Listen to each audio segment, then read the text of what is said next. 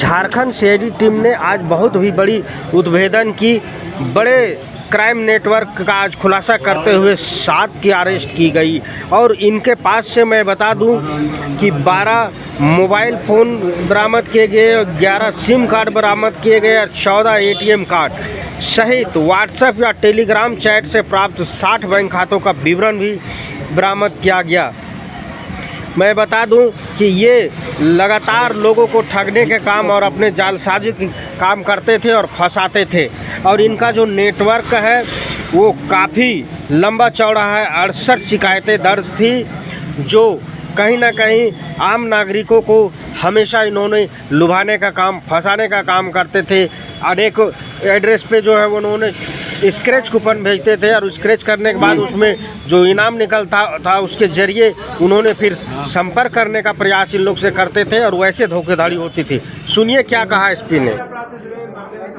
क्या है सर, किस तरह से लोगों को चूना लगाने का कार्य किया जाता है?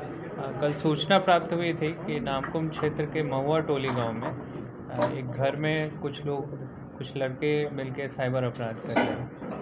तो सूचना के आधार पर एसएसपी सर के द्वारा डीएसपी हेडक्वार्टर 1 के नेतृत्व में एक टीम का गठन किया गया। जब टीम ने रेड किया तो उस फ्लैट में 3 लड़के मिले। एक लड़का नवादा का है और दो लड़के कतरी सराय नालंदा के हैं। जब वहाँ पे रेड हुई तो उनके पास से 12 Android mobile phone, 2 normal keypad phone, 12 SIM, कुछ डेबिट कार्ड और ये कूपन, लगभग 15,000 से ज़्यादा कूपन बरामद हुए। तो पूछताछ पे 2 टाइप के चीटिंग के मेथड्स पता चले। सबसे पहला था कि ये लोग गूगल फॉर्म बनाकर फेसबुक और गूगल पे ऐड डालते थे। उसके बाद लोग जब अपना उसमें नाम और सारे डिटेल्स डालते थे तो ये उनको कांटेक्ट करते थे और उनको लोन को प्रोसेस करने के नाम पे प्रोसेसिंग फ़ी, जीएसटी, आईजीएसटी सारा फ़ी उनसे लेते थे और फिर लोन नहीं देते थे। ये पहला मेथड था। फिर दूसरा मेथड था कि एक तुलसी आयुर्वेदिक फार्मा के नाम पे ये फर्जी कूपन और पैम्पलेट बना रखा था इन्होंने और उस पैम्पलेट को ये लोग डिफरेंट एड्रेसेस पे भेजते थे और जब वो लोग स्क्रैच करते थे इन कूपन्स को तो किसी को 5 लाख, किसी को 6 लाख का इनाम का राशि दिखाया जाता था।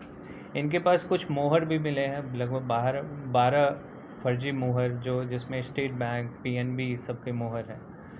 तो ये लोग उनको चेक भी भेजते थे और उनसे प्रोसेसिंग फ़ी और ये सब के नाम पे उनसे पैसा ऐंठते थे। इनमें जो 5 नंबर्स मिले हैं वो numbers national cyber crime complaint reporting portal पे भी उनके खिलाफ़ 5 कंप्लेंट्स पहले से हैं। इन तीनों को अभी अरेस्ट करके जेल भेजा जा रहा है। इसमें जो मास्टरमाइंड है उसका कहना है कि वो पहले तुलसी आयुर्वेदिक फार्मा में काम करता था और वहाँ का जो डेटाबेस था उसमें कुछ लोग जो उनके कस्टमर्स थे उनका नाम पता इसके पास था और उस पते पे ये लोग भेज के उनकी ठगी करते थे। ये काम लगभग 3-4 साल से कर रहे हैं और अभी तक जो एस्टिमेट है उसमें पता लग रहा है कि लगभग 50-60 लाख से ज़्यादा रकम का इन्होंने गबन किया है। और कितने लोग प्रभावित हुए हैं इससे? तो काफ़ी लोग, पूरे देश के लोग प्रभावित हैं। हमारे पास जो कंप्लेंट है वो तेलंगाना से भी है और अदर स्टेट से भी है। इसमें ये सारा कंट्रोल मॉनिटरिंग कहाँ से होता है? ये अभी तो हमारे पास जो सूचना है कि वो नामकुम में जो अतुल राज जो पकड़ाया है वही मास्टरमाइंड है। और भी लोग इन्वॉल्व हो सकते हैं, उसकी हम लोग इन्वेस्टिगेशन करें।